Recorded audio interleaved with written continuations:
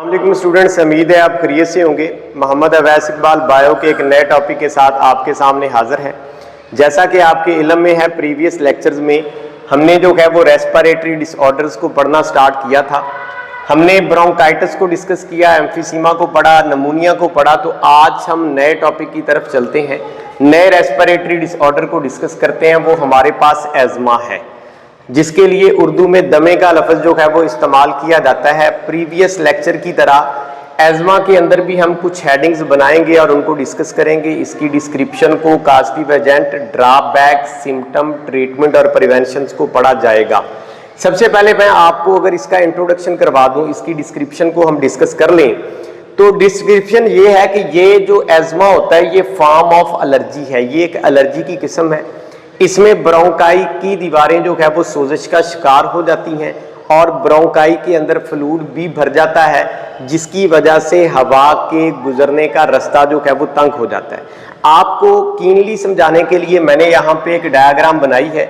आपको अब बेहतर तरीके से पता चल गया होगा कि ये हमारे जो है वो एल्वुलाई हैं। मैंने इनके साथ जो है एक एल्वुलर ट्यूब जो है जिसको ब्रोंकाई कहते हैं, मैंने उसको जो है वो यहाँ पे ड्रा किया है। एक नॉर्मल बंदे की ब्रोंकाई को भी ड्रा किया है और एक वो बंदा जिसको एज़मा की बीमारी है, मैंने उसको भी यहाँ पे ड्रा किया है। आप बेहतर तरीके से ऑब्जर्व कर सकते हैं कि जो नॉर्मल बंदा है, अगर देखा जाए तो इसकी जो ब्रोंकाई है उसका बोर जो है वो डायलेट है, उसका एरिया ज्यादा है, मतलब आसानी से एयर जो है वो इसके अंदर से पास ऑन जो है वो हो सकती है।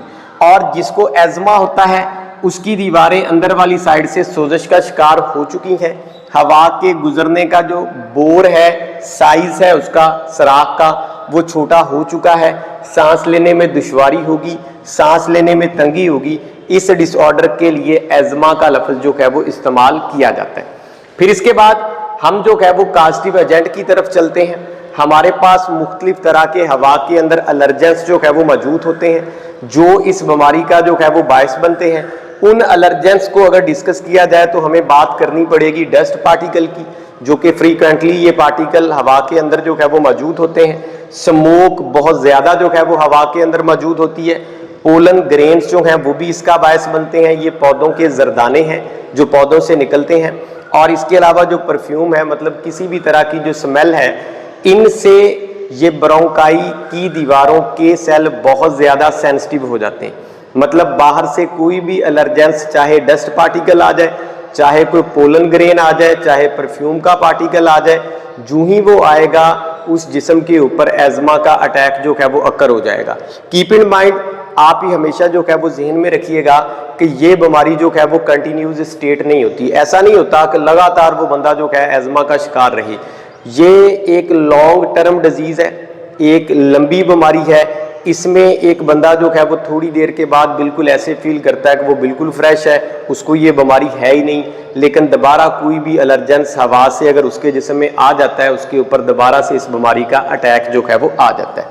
फिर इसके बाद अगर देखिए तो हमारे पास इस बीमारी के सिम्टम्स क्या हैं। सबसे पहले विजिंग है, मतलब आप जब सांस लेंगे, मतलब जिस बंदे को एज़मा होगा अगर वो सांस लेगा तो साथ एक साउंड जो है वो क्रिएट होगा और साथ कफ खांसी भी जो है वो आ सकती है। शॉर्टनेस ऑफ ब्रीथ, सांस लेने में तंगी होगी और चेस्ट टाइटनेस, सीने के अंदर जो है वो टाइटनेस फील होगी।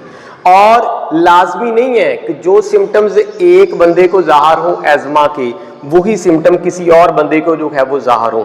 ये सिम्टम पर्सन टू पर्सन जो है वो वेरी करते हैं, एक बंदे से दूसरे बंदे तक वेरी करते हैं। लाजमी नहीं कि सबके अंदर एक ही तरह के सिम्टम जो है वो ज़ाहिर हो। फिर अगर इस बीमारी के ट्रीटमेंट की तरफ चलिए तो मुख्तलिफ तरह के केमिकल्स इस्तेमाल किए जाते हैं। मेडिसिन को जाने के लिए इनहेलर्स को इस्तेमाल किया जाता है। अब केमिकल्स कौन से इस्तेमाल किए जाते हैं? ऐसे केमिकल जो ब्रोंकाई की दीवारों को डायलेट कर दें। डायलेट का मतलब होता है खोल देते हैं। जब ब्रोंकाई की दीवारें खुल जाती हैं तो थोड़ी देर के लिए सांस को लेने में आसानी होती है, आसानी से सांस जो है वो लिया जा सकता है। अब मैं हमेशा की तरह पिछले डिसऑर्डर जितने भी थे उनके अंदर भी मैंने डिस्कस किया कि जो परहेज होता है वो इलाज की निस्बत जो है वो बेहतर होता है। हम किस तरह इस बीमारी से जो है वो बच सकते हैं, तो अवॉइड फ्रॉम स्मोकिंग। स्मोकिंग के अंदर बेशुमार तरह के जो है वो केमिकल्स होते हैं जो जाके इस तरह की बीमारियां, रेस्पिरेटरी डिसऑर्डर्स पैदा करते हैं। अगर स्मोकिंग से अवॉइड किया जाए तो हम बच सकते हैं इस बीमारी से। और साथ वो बंदा जिसको एज़मा का मसला है वो कंटिन्यूसली जो है वो मास्क इस्तेमाल करे। स्पेशली अगर वो बंदा पेंट कर रहा है, रंग कर रहा है, तो रंग के अंदर जो केमिकल्स हैं वो जिस्म के अंदर ना जाए तो वो मास्क का इस्तेमाल करे, या वो सफ़र करते हुए भी मास्क का इस्तेमाल करे, क्योंकि हवा में बहुत से पोलन जो है वो उड़ रहे होते हैं या पार्टिकल अलर्जेंस जो है वो मौजूद होते हैं। जो ही वो उसके अंदर जाएंगे उसके जिस्म के ऊपर दोबारा से अटैक आ जाएगा। उम्मीद है आपको ये लेक्चर बड़े अच्छे तरीके से समझ आ गया होगा। आज हमने जो है वो एज़मा को डिस्कस किया था। इंशाल्लाह नेक्स्ट जो है एक नए टॉपिक के साथ आपके सामने हाजिर होंगे। अल्हम्दुलिल्लाह, थैंक यू सो मच।